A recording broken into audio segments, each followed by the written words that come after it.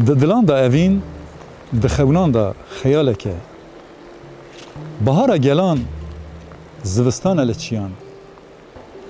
Li ser zimanan helbest, di qirikan de lorîneke bêdawî ye. Agirê dilan e, ve namire dersin.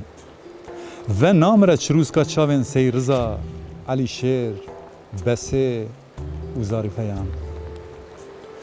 Piştî berxwedanê ev axe ku ji 38 û vir de di şînê da ye.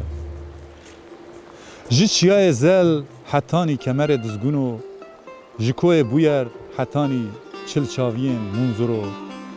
Bi sirên ku nên vegotin mîna çûkên xerîbiyê difire li ser ezmanê dilan. Xewnên rojê ye.